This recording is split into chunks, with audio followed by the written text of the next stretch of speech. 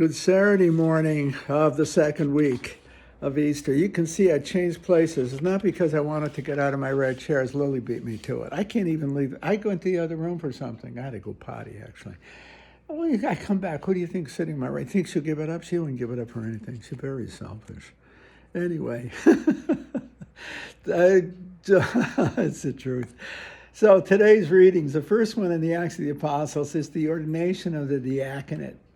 And it's interesting because you could see there was an emphasis here in the community of serving the community beyond preaching and praying. They got to serve them. And so they ordained these guys to take care of the folks, to wait on tables. See, that's about it. And it tells you the life of the church is more than preaching.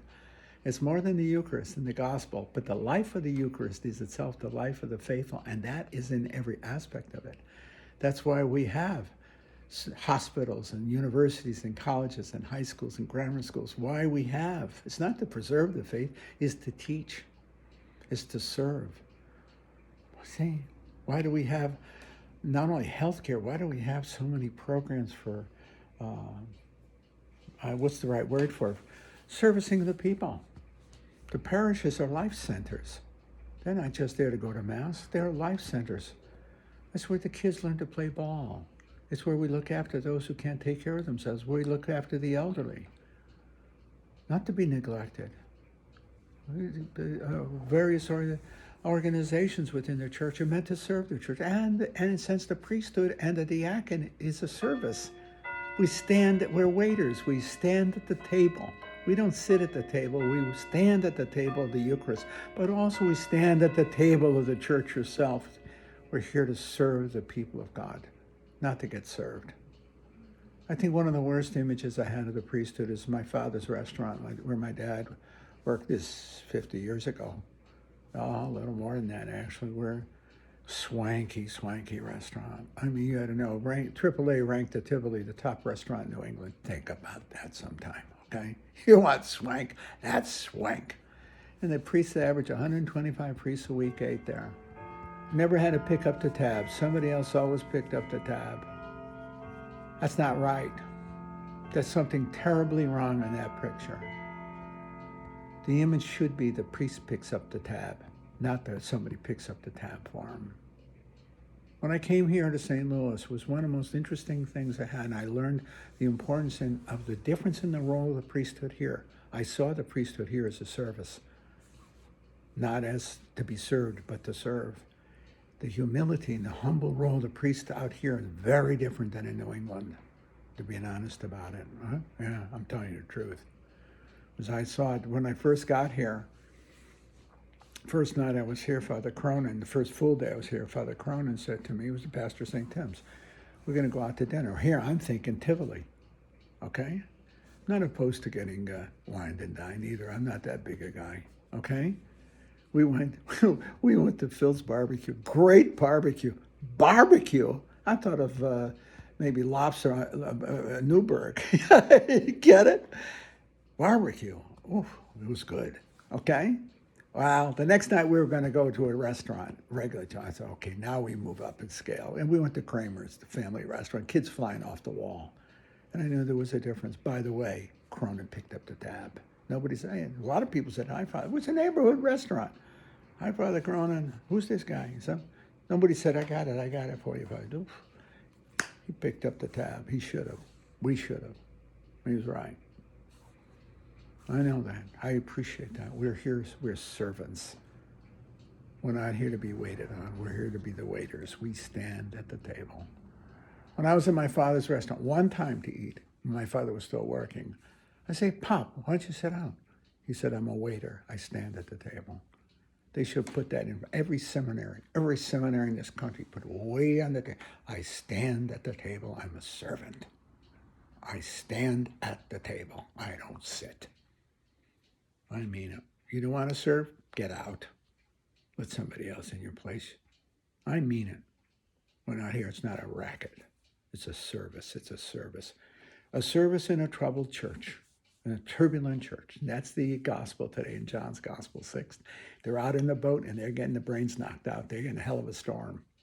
And Christ walks on the water, transcends.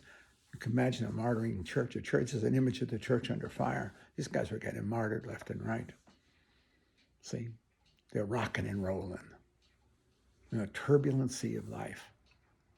And Christ transcends that. He walks on the water. He transcends it and enters the boat and brings peace. The boat is automatically on the safe shore.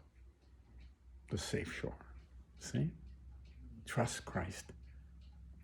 In the rock and roll, the storms of life, trust Christ. He transcends the water. He transcends the violence.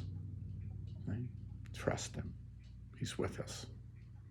That's a powerful symbol. John could write that because he's there. By the time he's writing this thing, God knows when, 95 AD, I don't know when it was, but it was late. By then, the martyrs, the church, all the apostles were dead but him. They got their brains knocked out. They were all martyred. The blood of the martyrs out of the side of Christ. Believe me, John knew what he was saying when he stood by his portraiture standing at the foot of the cross with Mary and the other Marys, Mary Magdalene, looking at Christ dying on the cross, saying, present to the death of Christ as the water and blood flows from his side. John knew what that meant. That was the church on the cross, giving birth to baptism and martyrdom, the Eucharist, the communion of faith. But a communion of faith crucified in the eternal Easter, the eternal Paschal mystery, Good Friday, Easter Sunday. No Easter Sunday without Good Friday, but no Good Friday without Easter Sunday. It is the same thing. It's the same thing. Christ is triumphant in John's Gospel.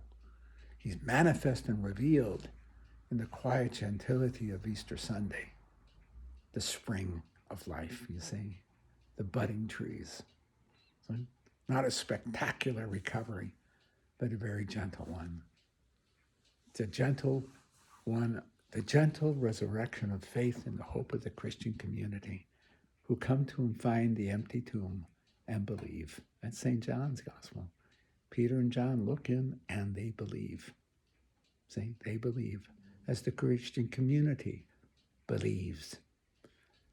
Not by philosophical or scientific evidence, but by trust and belief and the openness of the heart to believe. The empty tomb. The early preaching church focused on the empty tomb. It was the symbol, but it was the basis of the faith. The tomb was empty, and they believed in the risen Christ, which is the church herself. At times turbulently rocking and rolling, and they sure and hell was in that first century, and for actually the first 4 centuries of the church. Martyrdom was a regular expectation. Romans used to clip these people like there was no tomorrow. And yet she thrived. And in the end, she saved the Roman Empire. Sure. When Constantine and his successor made Christianity the religion of Rome, he not only created a Christian civilization by such a move, he saved Rome. From what? From oblivion. From oblivion. It could have just disappeared into the dustbin of history as so many other empires did. Instead, it thrived and built a civilization that lasts to this day. The Christian West. See, that's the truth. Out of the martyrdom of the Christians, a civilization was born that has nurtured 2,000 years of people's faith, nurtured their faith in creating a living and a serving church, a community of love and faith. That's the truth. It's a neat story, isn't it? That's the Easter story. That's what we celebrate. We celebrate the life of the faith of the community of faith. In turbulent times, in peaceful times, always the bark of Peter, the church in the water, sometimes rocking and rolling, sometimes gentle, always with Christ present. Yes.